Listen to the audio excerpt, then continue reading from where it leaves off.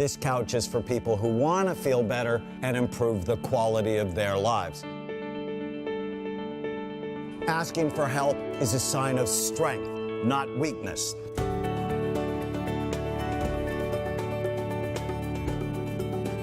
You are not stuck with the brain you have. You can make it better, and we can prove it.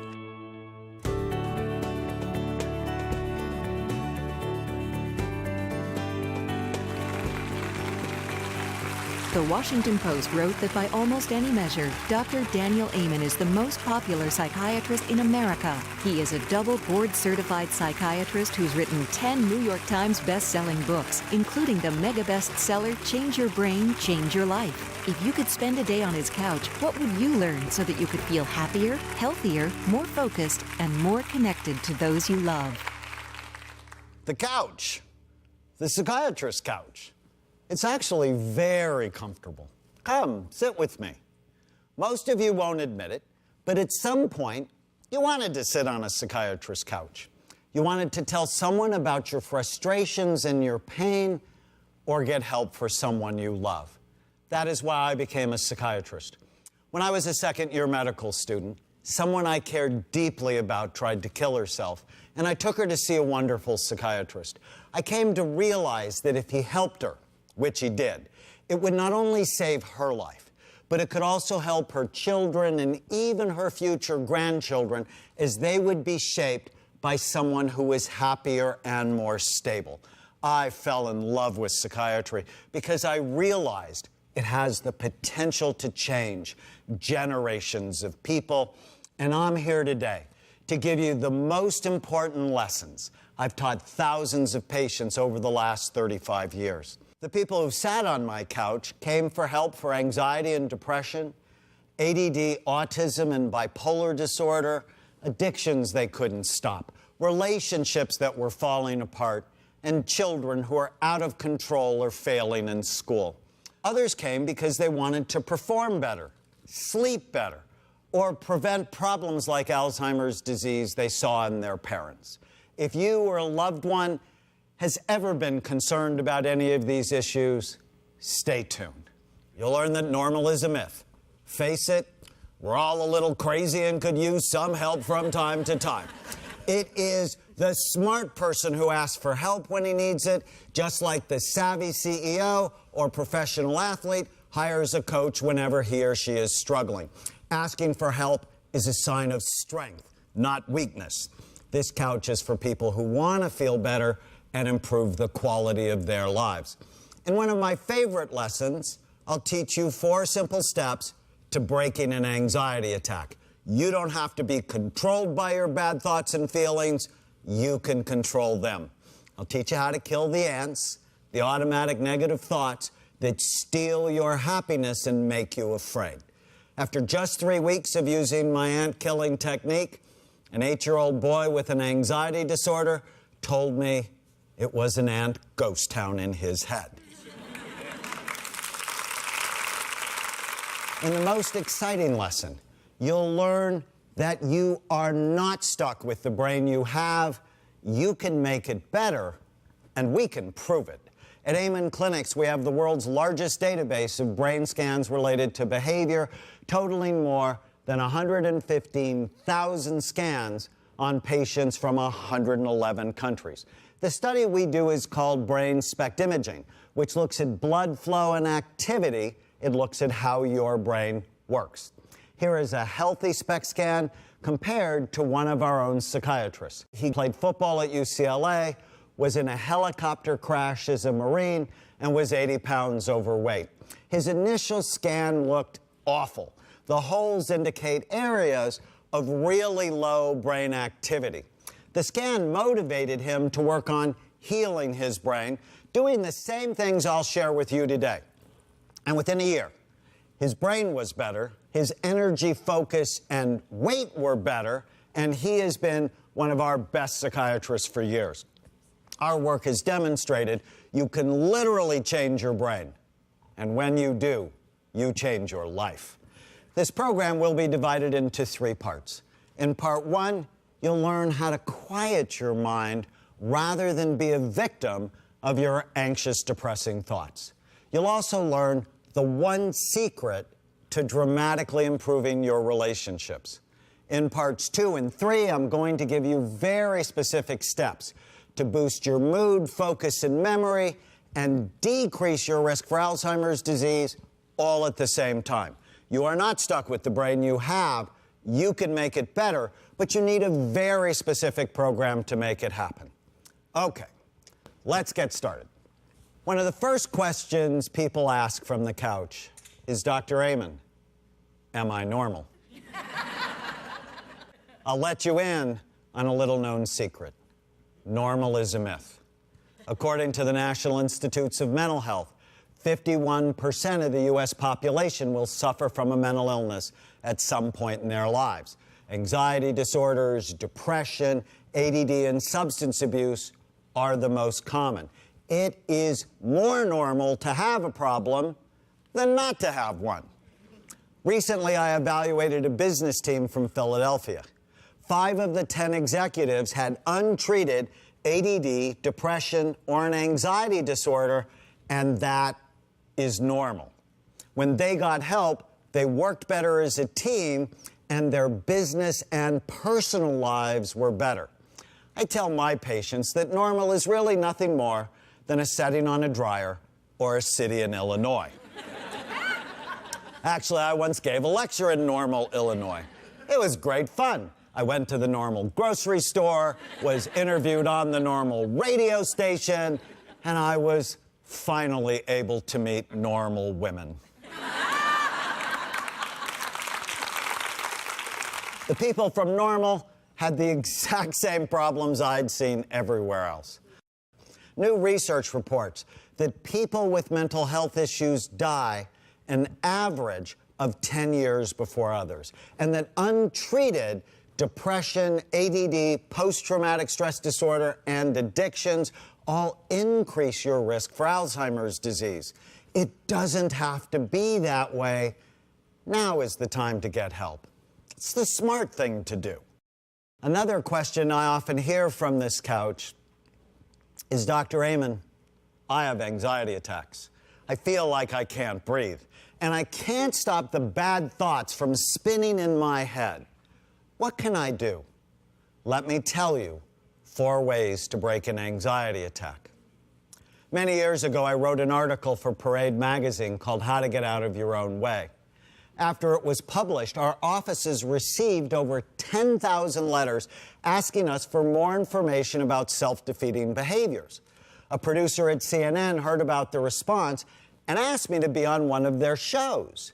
I had never been on television before.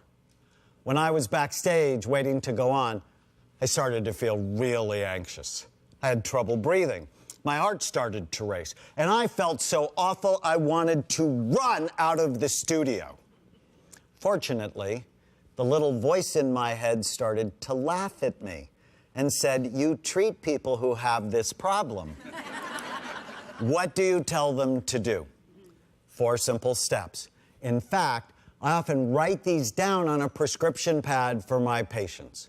1, slow your breathing, especially when you exhale. Do you know what causes an anxiety attack? Too much activity in the part of your brain that senses danger. Consciously taking slow, deep breaths, taking twice as long to exhale, helps you regain control.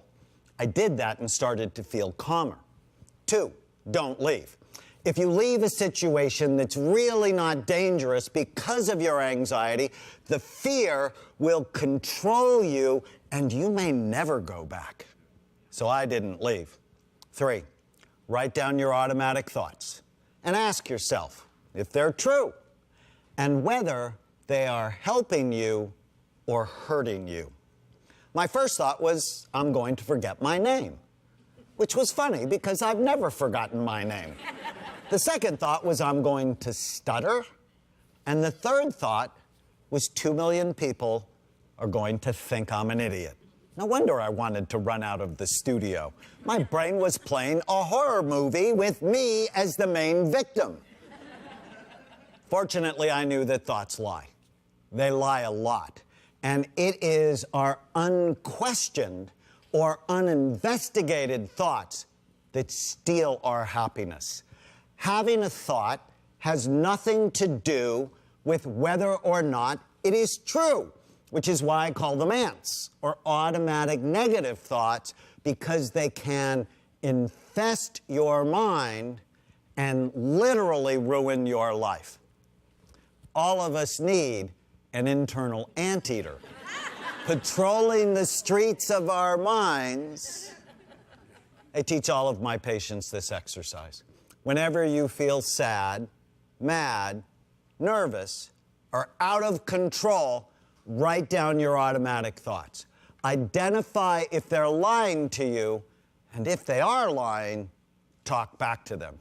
So in the CNN studio, I took out a piece of paper, just like I tell my patients to do, and divided it into 3 columns. In the first column, I wrote down the thoughts, just as they occurred in my brain. In the second column, I wrote the type of ant it was. There are 9 different kinds of ants, or ways we distort our thinking to make things worse, such as fortune-telling, mind-reading, or guilt beatings. You can learn more about them in the program materials. In the third column, I eliminated the ants by talking back to them. Next, I'm going to forget my name. I wrote fortune-telling, where I was predicting the future with fear, the most common type of ant among people with anxiety attacks. In the third column, I wrote, probably not. I've never forgotten my name, but if I do, I have my driver's license in my wallet. Playing with the ants helps you see how silly they can be. Next, I'm going to stutter. I wrote fortune-telling, still predicting the future with fear. In the third column, I wrote, probably not. I usually don't stutter, but if I do, there will be people who stutter watching who will now have a doctor they can relate to. Next to 2 million people will think I'm an idiot, I wrote mind reading. I was predicting what the audience was thinking before I'd said anything. In the third column, I wrote, maybe so. And then 3 simple numbers which stand for a rule I teach my patients called the 18-40-60 rule. It says that when you're 18, you worry about what everyone thinks of you. When you're 40, you don't care what anybody thinks of you. And when you're 60, you realize no one has been thinking about you at all. People spend their days worrying and thinking about themselves, not you. If you don't question and control your thoughts, your ants literally provide the gasoline for anxiety and depression and sleep problems and can wreak havoc on your relationships. You don't have to believe every stupid thought you have. In many different scientific studies, learning how to kill the ants by challenging your negative thoughts has been found to be as effective as prescription medication with no side effects. 4, if the first 3 steps, deep breathing, not leaving, and killing the ants aren't strong enough for your anxiety, I give my patients simple supplements like theanine, magnesium, or GABA to help calm them down. Plus, I often use medical hypnosis, which we'll learn about later. I don't like many of the medications for anxiety because some of them can be addictive and have damaging effects on brain function.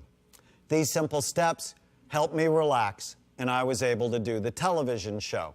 If I would have run out of the studio, I would have likely never gone back, and it would have dramatically diminished my ability to help people.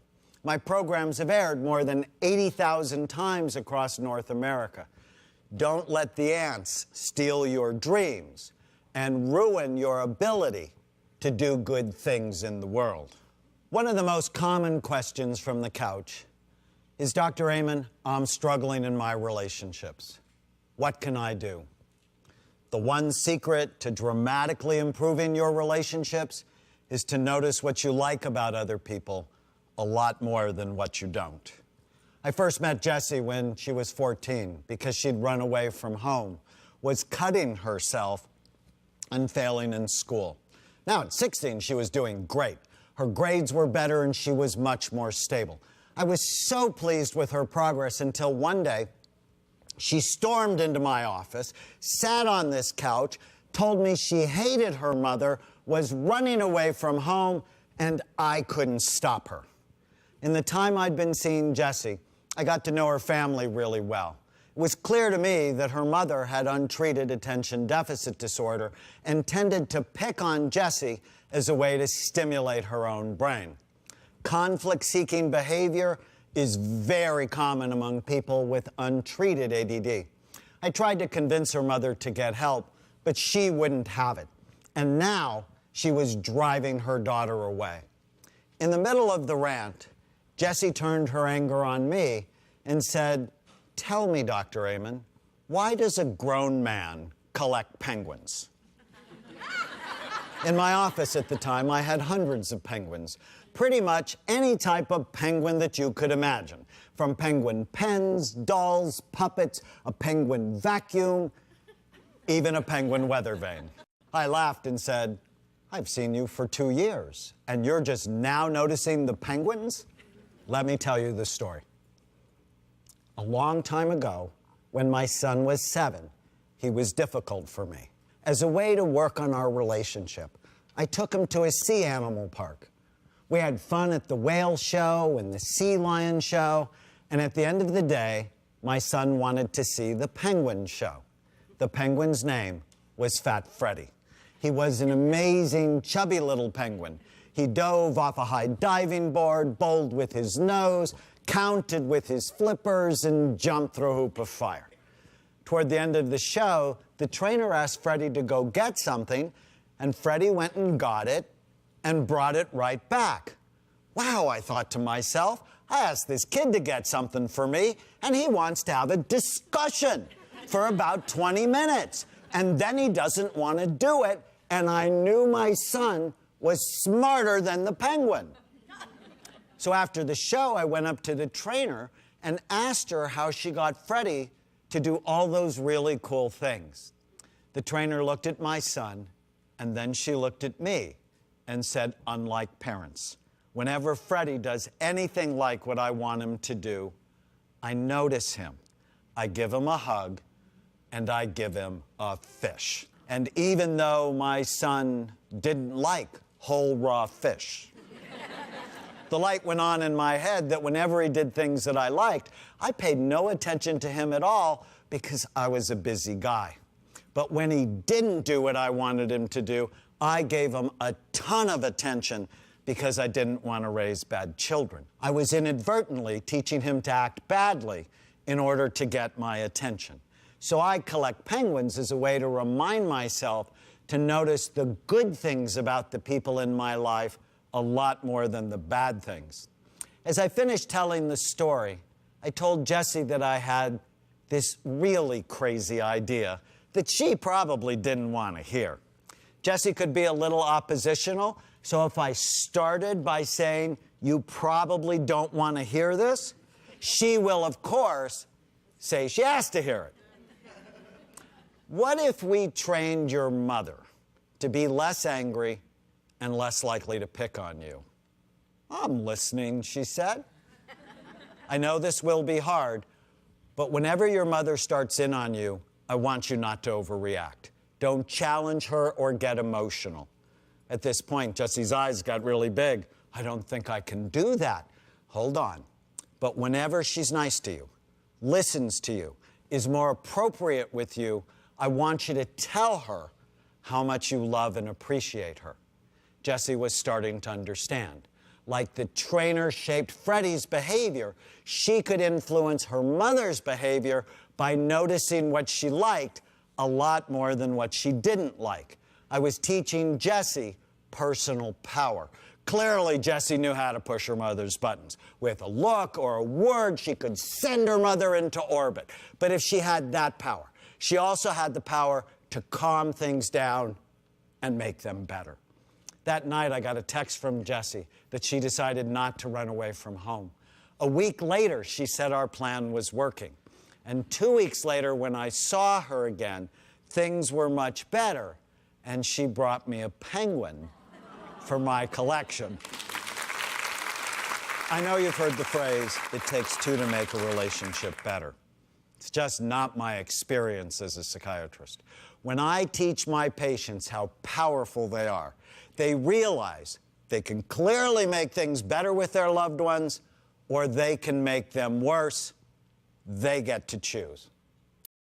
When we come back, I'm going to give you very specific steps to boost your mood, focus, and memory, and decrease your risk for Alzheimer's disease all at the same time. You are not stuck with the brain you have. You can make it better, but you need a very specific program to make it happen. Stay tuned.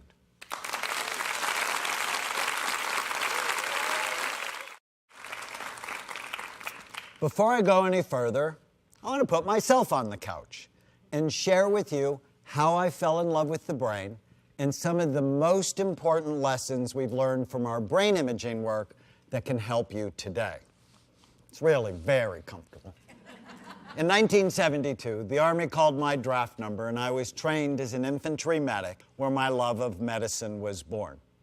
But since I truly hated the thought of being shot at or sleeping in the mud, I got myself retrained as an X-ray technician and developed a passion for medical imaging. As our professors used to say, how do you know unless you look?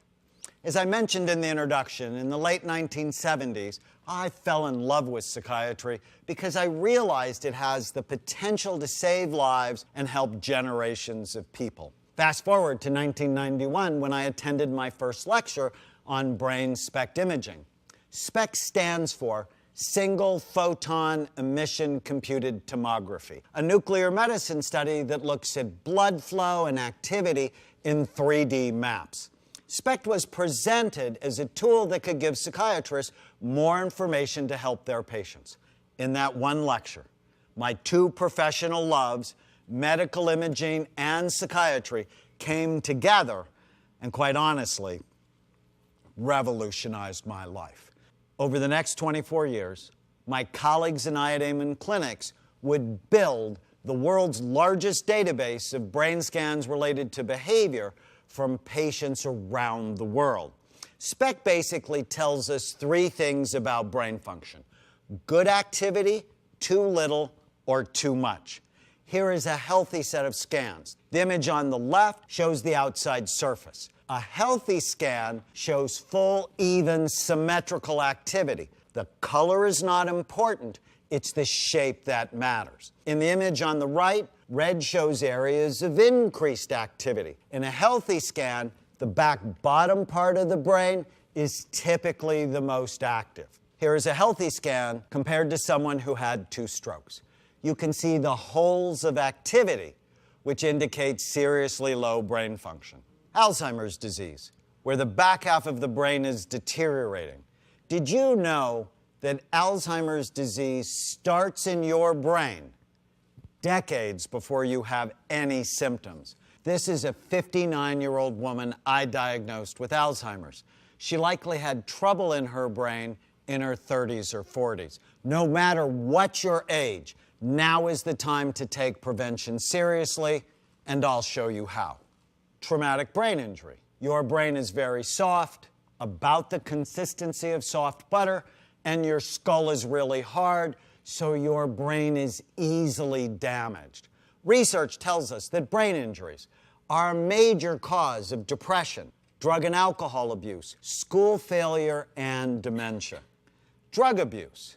The real reason not to abuse drugs is they damage your brain. In fact, drug addict scans look so bad, I brought them home to my 4 children and effectively induced anxiety disorders in all 4 of them when it came to the effects of drug abuse. Obsessive-compulsive disorder, where there is typically too much activity in the front part of the brain, so you have trouble turning off your thoughts.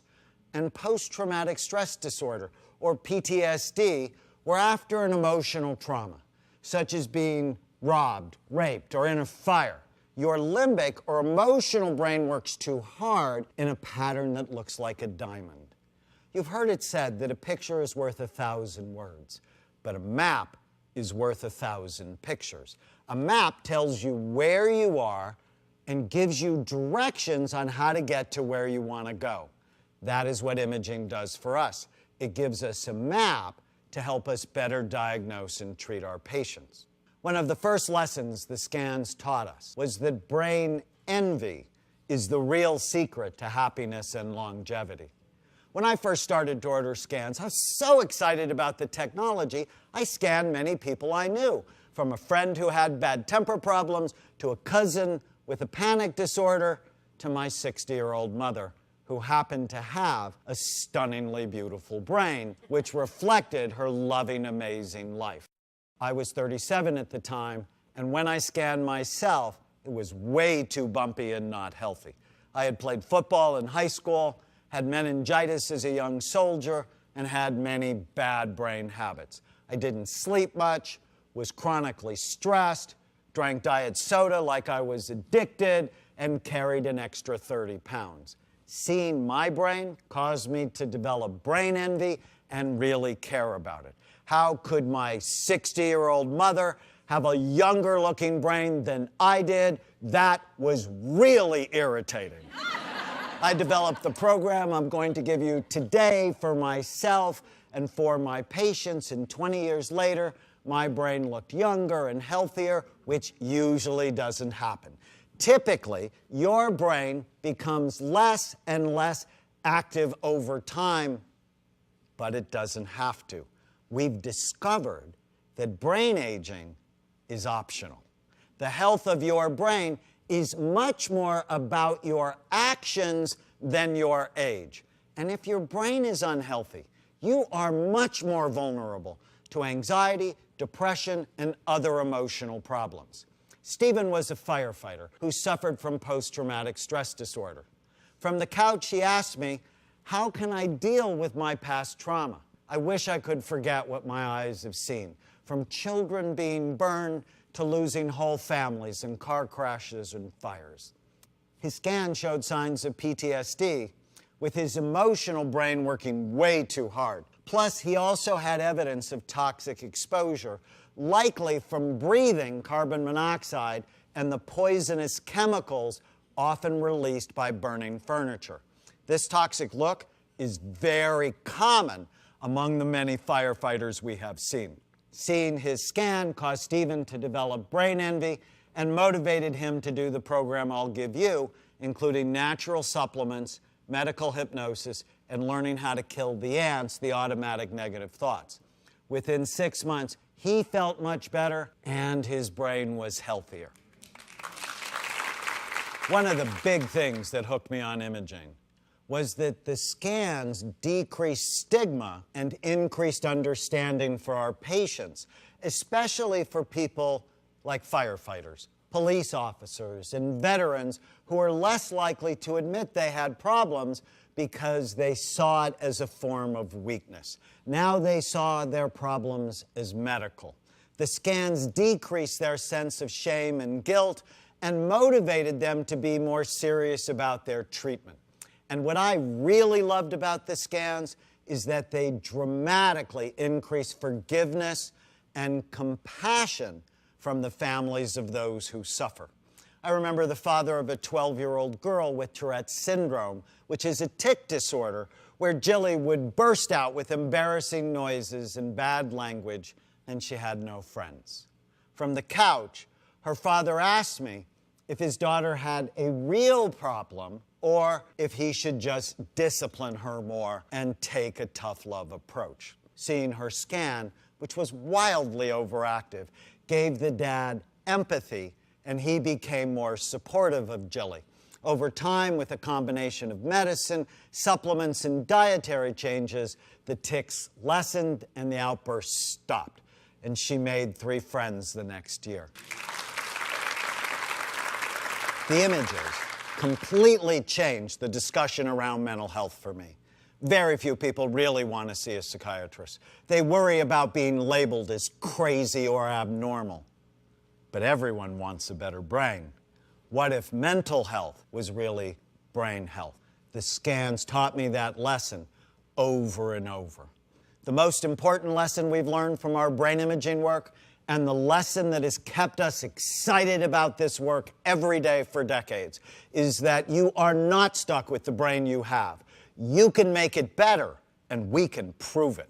In thousands of cases, we have seen that you can improve brain function even if you've been really bad to your brain.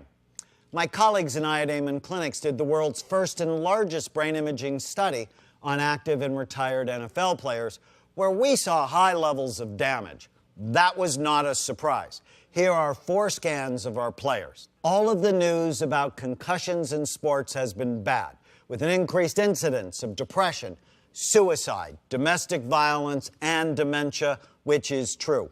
But what really excited us in our work with football players, in a scientific study we published on the Brain Smart program we gave them, the same one I'll give you, 80% showed high levels of improvement, especially in brain activity, memory, attention, sleep, and mood. When I was in medical school, we were taught that the brain doesn't heal. But now, we know that was wrong. If you put the brain in a healing environment, oftentimes it can get better, much better. But it requires forethought and a great plan. And it's not just for football players. We've seen improvement in brain function for addicts, people with ADD, and even people with dementia. Here are the steps we use at Amen Clinics to boost your mood, focus, and memory, and decrease your risk of Alzheimer's disease, all at the same time. I'm going to give you a lot of really important information, but don't worry, I will help you put it all together. 1, all of us need baseline brain health assessments. Unfortunately, this is rarely done for the brain. When I turned 50, my doctor wanted me to have a colonoscopy. I asked him why he didn't want to look at my brain. Wasn't the other end of my body just as important? From colonoscopies to mammograms, cardiac stress tests, pap smears, and more, most organs get baseline testing and preventive screening, except for the most important organ that runs your life. We use brain SPECT imaging to help us understand and treat our patients, but a long time ago I realized not everyone can get a scan. In the program materials, there's a sophisticated computerized brain health assessment, the same one we use with our patients. It gives detailed information on your thinking abilities, including your attention, memory, and processing speed, feelings, mood, stress, and anxiety levels, ability to self-regulate, including your resilience, and whether you tend to be positive or negative, which has huge implications for your health. New research shows that lower memory and thinking scores up to 18 years earlier can indicate possible Alzheimer's disease later on. How concerned are you about your brain health? How good would it feel to know you don't have a problem? Or if you do have a problem, to know there are things you can do about it. You cannot change what you do not measure. All of us need baseline testing and regular brain checkups to pick up any problems early. 2, we must optimize your important health numbers, not just normalize them. Who wants to be normal? 50% of people 85 years old and older will be diagnosed with Alzheimer's disease. 50%. That's normal, and I want no part of it. Here are several of the major health numbers I want you to know and optimize at least on a yearly basis. There's a comprehensive list of these numbers and optimal ranges in the program materials. BMI, or body mass index. There are many studies now that report as your weight goes up, the size and function of your brain goes down. With 2/3 of us overweight, this is the biggest brain drain in the history of our country, and obesity is a risk factor for depression and dementia. It is critical to get your weight under control, and knowing your BMI prevents you from lying to yourself. In our experience, when you get your weight under control, you can reverse the damage. Here is one of our NFL players, Duval Love, before and after his 110-pound weight loss. His brain was much healthier, and yours can be too. Fasting blood glucose, normal is between 65 and 100 milligrams per deciliter, but to be optimal, I prefer that number to be below 90. Above 90, there's a greater chance you will develop diabetes in the near future, and diabetes is a disaster for your brain and something you have to fix.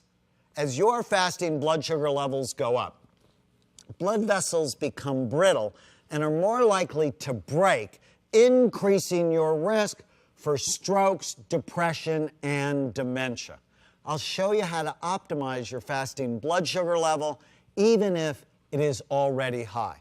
C-reactive protein is a measure of inflammation. Inflammation, which comes from the Latin word for fire, is associated with many chronic illnesses, including depression, dementia, and pain syndromes. When C-reactive protein is high, it is like you have a low-level fire in your body destroying your organs. While the normal range varies between labs, we really want it 1 milligram per liter or less to be optimal. Vitamin D. Normal levels are between 30 and 100 nanograms per milliliter. I prefer my patients to be between 50 and 100 because optimal vitamin D levels can help decrease inflammation, improve your mood, and help with weight loss. Ferritin is a measure of iron stores. Too little iron is associated with being tired and anemic, but too much is associated with stress, heart disease, and aging. Some scientists think women live longer than men because they lose iron through blood loss during their cycles. If your ferritin level is too high, you can lower it by donating blood, which is good for you and good for someone else. It is also much more fun than being bled by leeches. I was in Istanbul last year visiting the spice market, where I actually saw leeches for sale. Now you know why. Bloodletting lowers excessive iron stores and helps keep you healthy. I prefer donating blood. Thank you very much.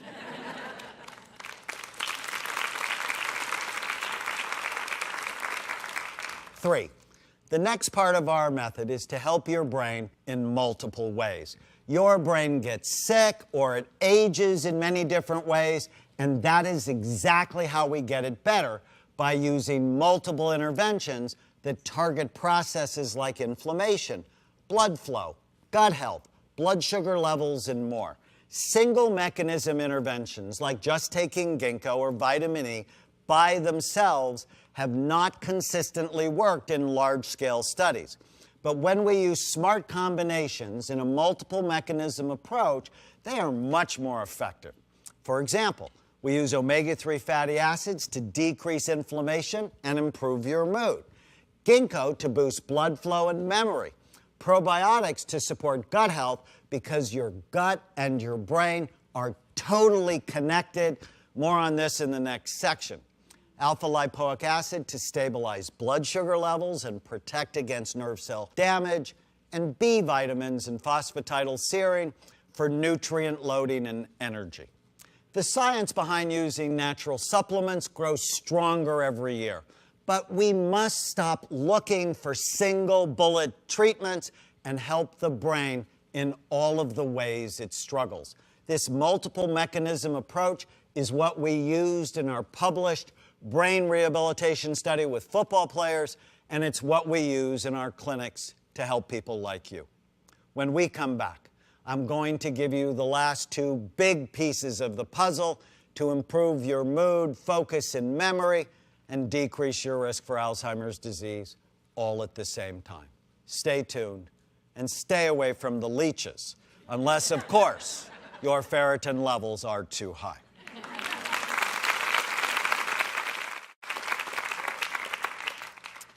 If you knew a train was going to hit you, would you get out of the way? 2 women were recently in the news trapped on an 80-foot-high railroad bridge in Indiana with the freight train barreling towards them and no way out. Ultimately, the women survived by lying down flat in the middle of the tracks. But what were they doing on an active railroad bridge with no way out? The story reminds me of how blind most people are to the health of their brains. If you knew brain problems were coming for you, would you start making better decisions today to get out of the way? New research shows that you can decrease your risk of Alzheimer's disease and other forms of dementia by 60% or more, and those same strategies will help your mood, focus, and memory. Just so we're clear, dementia is defined as damage to brain cells that results in progressive thinking and memory problems. Dementia is the umbrella category. Alzheimer's is one of the types, along with alcoholic dementia, vascular dementia, among others. As I said in the last segment, all of us need baseline brain health assessments. We need to optimize our important health numbers, not just normalize them in multiple ways. Plus, it has to be iterative. You can never stop because aging never stops. Leslie was 54 years old when she first came to see me. Until she sat on this psychiatrist's couch, she was always worried about her mother, who had Alzheimer's disease, always on guard to protect her from wandering off. And Leslie became depressed and developed sleeping and memory problems from the chronic stress. One of Leslie's first questions from the couch was, "Dr. Amen, what can I do to decrease my chances of getting Alzheimer's? I never want my kids going through this stress." The best way to decrease your risk of Alzheimer's disease and other forms of dementia is to eliminate all of the risk factors that are associated with them, and the good news is that most of them are either preventable or treatable. And if you have depression or dementia in your family, you want to start prevention as early as possible. You want to start now. Here are some of the most common risk factors and what you can do about them. Obesity, diabetes, hypertension, and heart disease all increase your risk for both depression and dementia. You have to take your physical health seriously because it totally affects your brain. The strategies I'll give you in a bit will help you do just that. Smoking and drug and alcohol abuse increase your risk. So if these are a problem for you, stopping immediately decreases these risk factors. In my office, I usually have orchids because I love how amazing they are. I often ask my patients on this couch, if the orchids become damaged by being exposed to toxins in the soil, how do we bring them back to health? First, you have to stop the toxins and then give them the highest quality nutrients possible.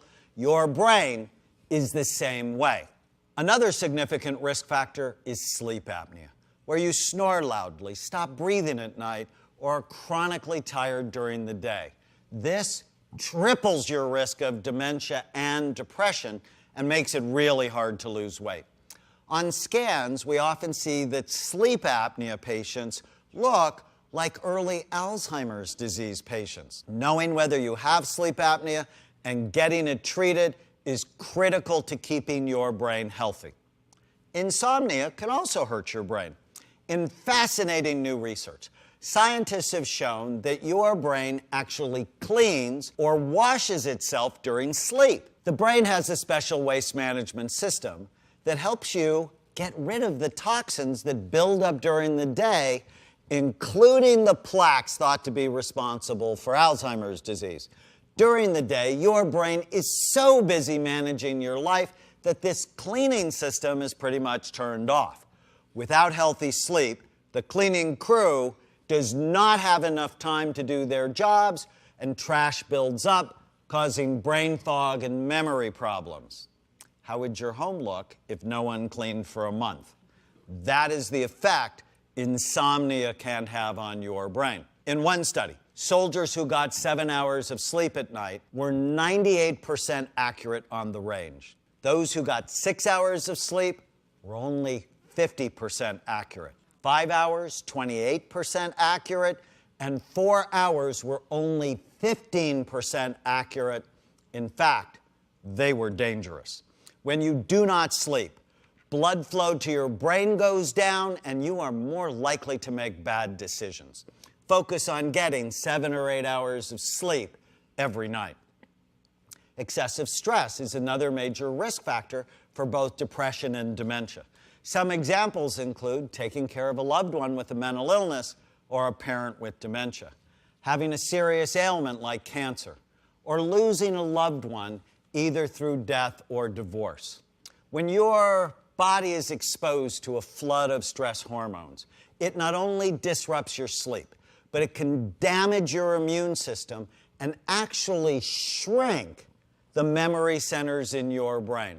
Since stress is everywhere, all of us would benefit from a regular stress management practice. Exercise and meditation can help, but my personal favorite is medical hypnosis, which I have used on this couch with patients for many years. Research has shown that medical hypnosis can calm your emotional brain and help you focus at the same time. It can help break addictions and even treat depression, especially when it is combined with the ant-killing technique we discussed. Plus, it can powerfully help with sleep. Untreated attention deficit disorder increases your risk of both depression and dementia. Studies have shown that ADD is associated with low activity in an area called the prefrontal cortex, which acts as the brain's brake. It stops you from saying or doing impulsive things. When the prefrontal cortex is low, people tend to be easily distracted and have trouble controlling themselves, so it is very hard to stay on track and consistently make good decisions, even though you want to. If you are disorganized or have a short attention span, get assessed and treated. It could save your brain. And it is never too late to get treatment for your ADD. One of my favorite patients was 94 when she first came to see me because she couldn't focus and could never finish reading the newspaper. A month after she started treatment, she told me with a big smile on her face that she had read her first book. If you exercise less than twice a week, it increases your risk of depression and dementia, but you can eliminate that risk today by exercising more than twice a week and avoid becoming a couch potato. Walk like you're late, 45 minutes, 4 to 5 times a week, and lift weights twice a week. The stronger you are as you age, the less likely you are to get dementia, and in fact, it could save your life. Dr. Garrett Hellwig, another one of our psychiatrists, took brain health seriously, including exercise and being strong. Then one day he got a rare infection while vacationing in Hawaii that nearly killed him. He was in a coma for 7 days. The only reason he survived, besides the wonderful medical care, was the muscle on his body. If he had been frail or even normal, likely he would have died. Your life depends on your habits. Because Garrett took brain health seriously, he can continue doing the work he loves that helps so many people. No new learning or being addicted to your email, text messages, or video games increases your risk of dementia and depression. In one study sponsored by Hewlett-Packard, people who were addicted to their gadgets lost 10 IQ points over a year. It was more harmful than smoking marijuana, which also decreases your IQ. You can decrease these risk factors today by limiting your gadgets and adding mental exercise to your life. Your brain is like a muscle. The more you use it in a positive way, the more you can use it. But this is not just doing crossword puzzles, which only work out one part of your brain. Just doing crossword puzzles is like going to the gym, doing right bicep curls, and then leaving.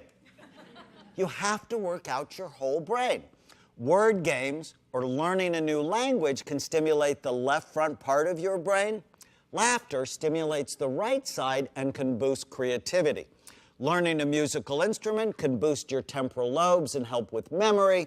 Learning new dance steps and playing table tennis can strengthen your cerebellum at the back bottom part of the brain and help you with processing speed. Of course, if you drink when you dance or play beer pong, it completely ruins the benefit. Work out your brain for at least 15 minutes a day. If you want to avoid depression and dementia, you have to get your food right. The sad, standard American diet filled with sugar, pesticide-laden processed foods increases your risk. But you can decrease that risk today by eating in a brain-healthy way, which I think of as calorie smart to keep your weight under control, whole, fresh, real food filled with colorful vegetables, and make sure to eat protein and healthy fat at every meal to keep your blood sugar balanced and hunger away. Fat is not the enemy. 60% of the solid weight of your brain is fat. If someone calls you a fathead, say thank you. When doctors started to recommend low-fat diets, we got sicker and fatter than ever. Check this out. People who have a healthy fat-based diet, think fish, healthy oils, avocados, nuts and seeds, have 42% less risk of being diagnosed with Alzheimer's disease. People who have a healthy protein-based diet have 21% less risk. But people who have a simple carbohydrate-based diet, think bread, pasta, potatoes, rice, fruit juice, and sugar, have a 400% increased risk of getting Alzheimer's. It's the simple carbs, not the fat, that's the problem. Food is medicine or it is poison. I often ask my patients on this couch, if you had $1 million racehorse, would you ever feed it junk food? Only if you wanted to lose all of your races. Of course not. And you are worth so much more. Along the same lines, when your gut is not healthy, your brain will not be healthy. Intestinal problems increase inflammation, that low-level fire that destroys your organs, and increases your risk for anxiety disorders, depression, chronic pain, and dementia. Most people don't know that your gut contains 100 trillion bugs or bacteria that help you digest your food, boost your immunity, and make neurotransmitters like serotonin that help your mood. In a healthy gut, 85% of the bacteria are helpful, while about 15% are potential troublemakers. When we take antibiotics or eat pesticide-laden foods, that upsets this delicate balance, and we are much more likely to get sick. Remember, pesticides kill bugs, even the ones in your gut. Eat right and take probiotics. Increasing age is the biggest risk factor for dementia. As we age, we have less room for error. I turned 61 this year, and after looking at thousands of older brains, I know I am in a war for the health of mine. It is normal to have your brain shrink with age, but I want no part of that. And you should not just accept it as your fate. If you have any of these risk factors, now is the time to get very serious about reversing these problems so that you can remain vibrant and sharp for as long as possible. You do not want to end up as a burden on your family. Leslie, who had the mother with Alzheimer's, got out of the way. Her first scan showed really low overall activity. She was vulnerable to getting Alzheimer's. Rather than let the scan depress her, it motivated her, and she just did everything we discussed. A year later, her brain was markedly improved, as was her sleep, mood, and memory. Plus, she got her kids in the act. She taught them how to love their brains too. You are not stuck with the brain you have. You can make it better. Here's the last question I have for you today from my psychiatrist couch. It's actually the most important question I ask my patients. Why? Why do you want to be healthy? Why do you want a stronger mind and a more powerful brain? If you don't know the answer to this question, no amount of great information will keep you on track with the constant exposure to unhealthy choices. Do you want to know my why?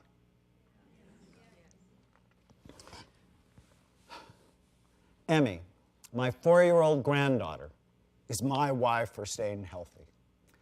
At 5 months old, Emmy started to have wicked seizures. In one day, she had 160 of them. I was lecturing in Boston when my daughter texted me videos of the seizures where it looked like Emmy was being electrocuted. Emmy was then diagnosed with a very rare genetic disorder associated with seizures, heart disease, and developmental delays. The doctors told us that she may never walk and had a 30% chance of dying before the age of 3. They wanted to put her on a medicine that was $26,000 a dose and had more side effects than you can imagine. I was terrified for her. I asked about trying the ketogenic diet, which has been found to be helpful for children with seizure disorders. Her doctor scoffed at me, and I had to fight them to get them to do it. But after 3 months on the diet, her seizures went away, and this is a picture of Emmy walking to preschool at the age of 3.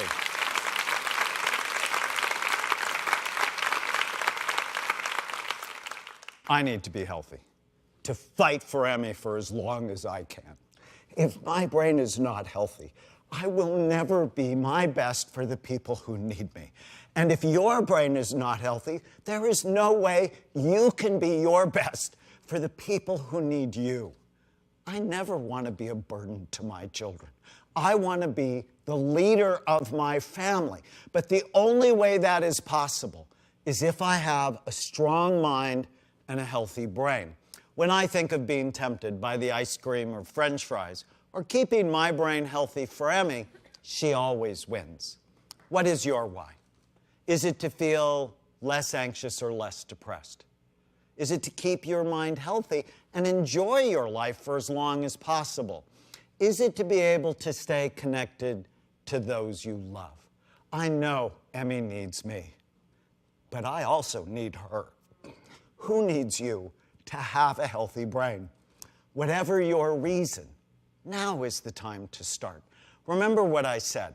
Alzheimer's disease starts decades before you have any symptoms, and untreated ADD, depression, PTSD, and addictions all increase your risk for it. You can do something about it. But you literally have no time to waste if you want to keep your brain healthy for the rest of your life. Until the next time on the Psychiatrist Couch, I'm Dr. Daniel Amen. May God bless you.